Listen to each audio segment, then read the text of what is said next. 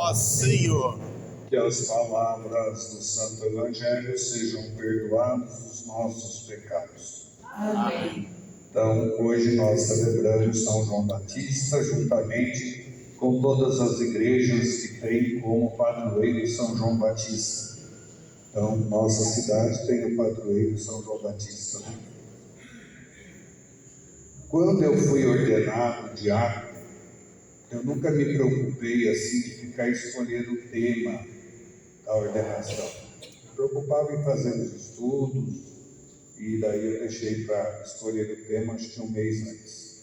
E eu escolhi o tema porque eu queria ser ordenado na igreja São João Batista, lá de Santa Bárbara, que o padre Paulo Van Aert, se vocês não conheceram, ele mora na Bélgica hoje, ele é belga, e ele me ensinou muito, a questão de como ser padre.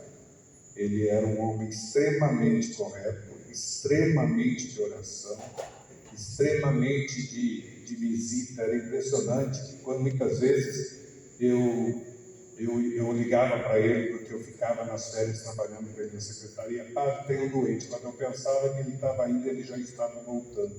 Então ele me ensinou muita coisa, como que a gente deve ser padres, como que a gente deve agir na questão, principalmente na doença.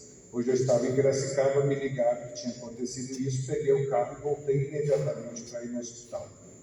E eu cheguei e tive uma surpresa no hospital, que estava a mãe, o pai, a avó e as duas crianças do mesmo lado. Eu até me assustei por deixar a mãe, mas me parece que eles falaram que sabia que eu ia, então esperaram eu chegar. Mas eu fiquei assim surpreso de ver as duas crianças ali com a mãe, E quando todas as missas eu rezo, para todas as crianças abortadas. Essas crianças não tinham nem 4 meses. Esse tamanho. Perfeito. Perfeitinho. Tudo formado. Tudo formadinho. Por isso que a gente tem que rezar muito para que as pessoas não façam um aborto, Porque é uma vida que está tirando. A gente não tem o direito de resolver sobre a vida. Então, aquela mãe quis muito ter os filhos, E por algum mistério de Deus, ela teve, mas essas crianças já estão no céu. E eu escolhi como tema de ordenação diaconal: fazei tudo o que ele vos disser. Fazei tudo o que ele vos disser, não. Preparai o caminho do Senhor.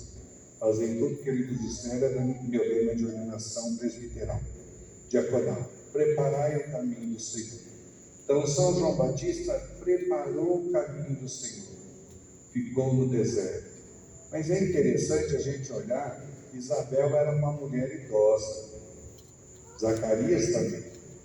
E naquela época, alguém não ter filhos, era considerado como castigo. E Deus dá a Isabel e dá também a Zacarias, um filho na velhice. E nasce quem? João Batista. Também nós temos costumes até hoje, eu acredito, dos pais às vezes dar o nome do pai ou do avô. Então, meu irmão mais velho chama Benedito Raul, o nome dos 2 avós. Aí o meu segundo irmão chama Orlando, o nome do meu pai. Eu tinha esse costume de um filho ter o nome do pai, E naquela época também. Então, isso vem daquela época já. Então, era para João ser chamado, não João, Zacarias. Mas Zacarias não estava falando. Zacarias estava mudo, E Zacarias e a mãe falam: não, ele não vai ser chamado Zacarias, mas sim João. E daí pergunta para Zacarias. Zacarias pede uma tabuinha e escreve João. Depois a língua de Zacarias desenrola e ele começa a falar, louvando e agradecendo a Deus. Então, tudo tem um significado, João Batista. Batista porque batizou com água. E vinha o outro que ia batizar com o Espírito Santo. Mas para que ele batizasse com o Espírito Santo, quem tinha que batizar? Jesus. Foi João Batista que batizou. Tinha que ser cumprido esta profecia. E depois, Jesus, né, sendo batizado por João, logo em seguida, João sai de cena, porque João é morto, né, sai de cena e entra Jesus Cristo na vida pública. Né? Então, João batizava para a conversão. Jesus batizava com o Espírito Santo e também com a conversão. Mas a nossa conversão, ela é do começo que a gente nasce até quando a gente morre. Eu sempre acho, eu fazendo uma reflexão da minha vida, dificilmente eu vou para o céu direto. Eu vou ficar um pouquinho no purgatório, se Deus quiser. Se lá eu não ficar, eu vou para o inferno. Para o inferno eu não quero ir. Então, no purgatório, se a gente for, reze para quem já morreu, está no purgatório e no céu. Né? Porque essa é a nossa missão. Porque dificilmente a gente vai morrer sem ter um pecadinho, sem ter uma mancha. Eu acabei de fazer a confissão, saí do confessionário, já olhei para alguém, fiz um comentário, pronto, já pequei, já voltou a mancha de novo. Né? Então é difícil, eu penso que é difícil a gente ir para o céu direto. Tomara que aconteça isso, né? Mas nas nações marinhas ouvi e povos distantes prestais atenção. O Senhor me chamou-me antes de eu nascer. E desde o ventre da minha mãe Ele tinha na mente o meu nome. Deus já nos conhecia. Como conhecia São João Batista, também já nos conhecia antes mesmo da gente estar no ventre da nossa mãe. Mas Deus conhece a gente por inteiro. Ele tanto conhece a gente que até, por isso que eu falo que quando essa capela, né? Quando alguém bate no peito e fala, fui eu que fiz, às vezes acontece isso. Aqui eu acho que não. Mas fui eu que fiz, fui eu que comprei, fui eu que coloquei.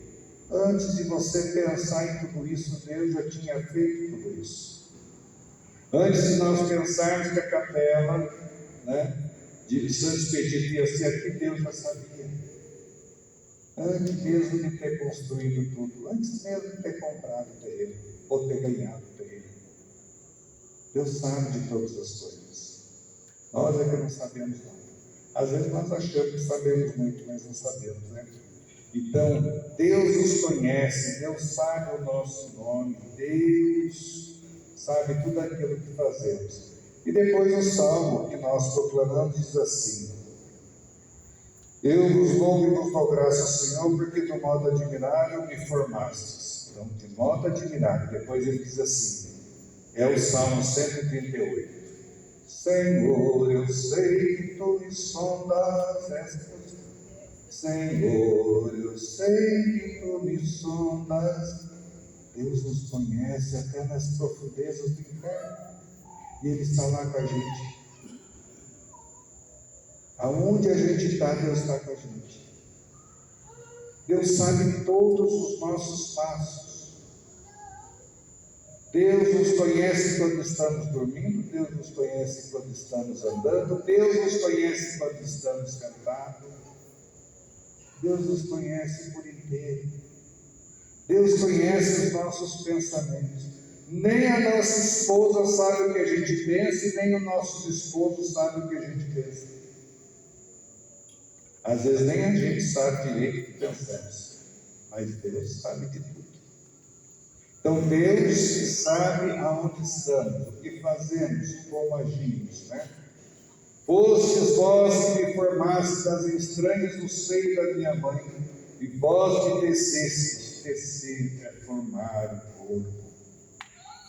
Por isso que não existe a pílula do dia seguinte, porque se a mulher toma a pílula do dia seguinte, ela também está fazendo o aborto, se ela já concebeu a criança. Não existe meia alma, existe a alma inteira. Eu posso ter nascido com um problema físico, mas você não nasceu com meia alma. Você nasceu com a alma inteira, nasceu com o espírito inteiro. É isso que a gente precisa começar a ter consciência, né? É muito fácil a gente achar que a gente pode fazer o que a gente quer no nosso corpo. Tomemos cuidado, né?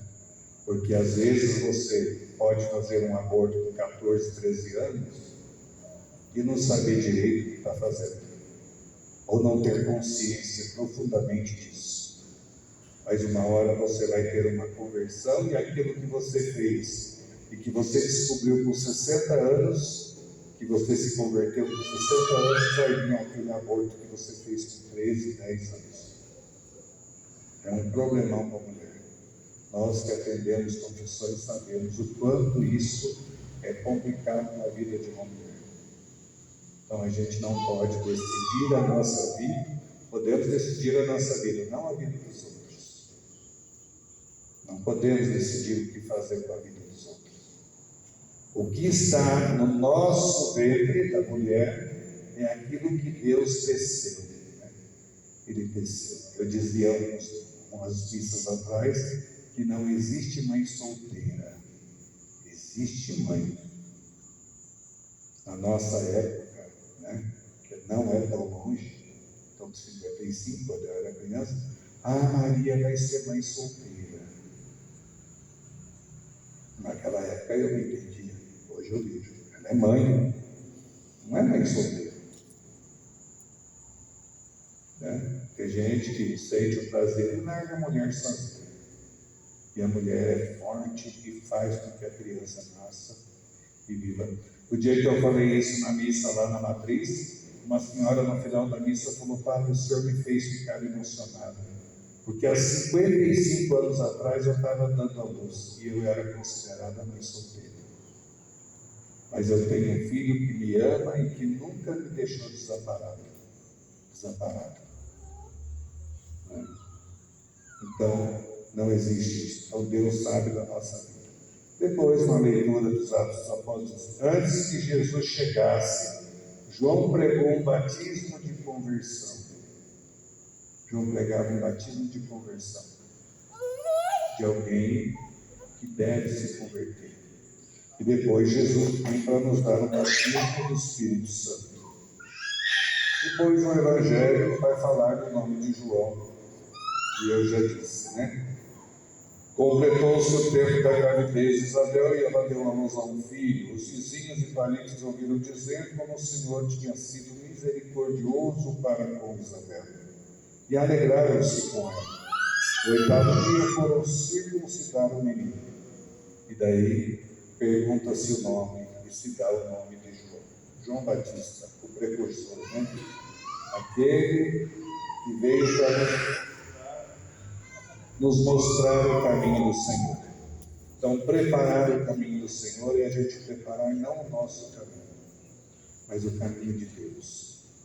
Achei interessante, duas famílias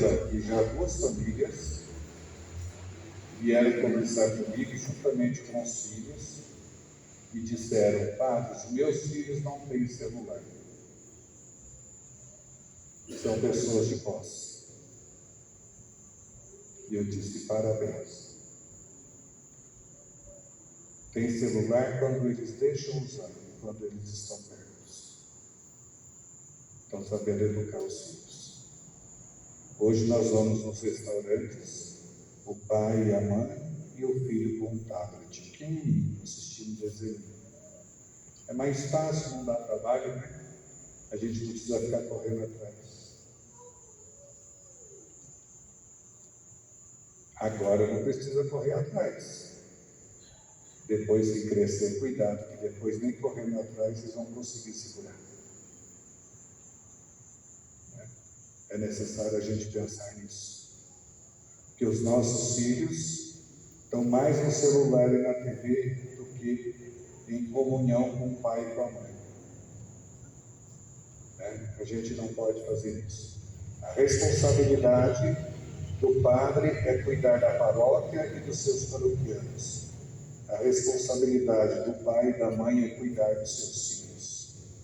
E quem tem filho tem trabalho. Quem tem filho dá trabalho. É preciso segurar. Porque da mesma forma que esses meios de comunicação nos ajudam para o nosso desenvolvimento, também estraga a nossa vida. Até o nosso português, né? Porque escrevem tudo abreviando, colocando alguma coisa, a gente não consegue nem entender direito o que falam ou o que escrevem. Já tem uma linguagem própria, né? Fiquemos atentos para que é melhor a gente chorar junto com os nossos filhos enquanto é pequeno, do que a gente chorar quando os nossos filhos crescerem. Porque daí a gente vai querer a salvação deles e não vamos conseguir. Porque depois que cai no mundo é muito difícil. Fiquemos atentos a isso. Nós saibamos cuidar daquilo que Deus deu para que nós possamos cuidar. Então, preparar o caminho do Senhor é cuidar da nossa família, cuidar dos nossos filhos, cuidar da nossa casa, ficarmos atentos a tudo isso. Nós que temos 55, 60, 70 anos, nós tivemos uma infância muito bonita. De brincar de bolinha de gude, de brincar de cobra cega, de brincar de pega-pega, de brincar de esconde-esconde. Apontávamos muito. Jogava a bola na casa do vizinho, era um gol desgramado. Não é? A vizinha até rasgava a bola às vezes. A gente chorava de vontade. Mas tivemos uma infância de subir em árvore, descer de árvore, né? De fazer tantas bagunças. Hoje, as crianças nem se movimentam mais. O tempo todo no celular. Saibamos cuidar dos nossos filhos para que nós saibamos educá-los para a vida. Porque mais tarde nós não estaremos aqui, né? E eles têm que saber se defender. O não que nós falamos enquanto é criança é para o bem, né? O não que vão ouvir no futuro pode ser que eles não tenham a capacidade e nem a fortaleza de aguentar o não. Por isso que muitos jovens estão se matando, estão tirando a vida. Comecei a namorar, o namorado terminou comigo, mas existe um homem só? Não é? Eu comecei a namorar, a menina terminou comigo, pronto, eu vou me matar, mas existe uma mulher só? Não é? Não. O não precisa existir na nossa vida, senão a gente não cresce. Creio em Deus Pai,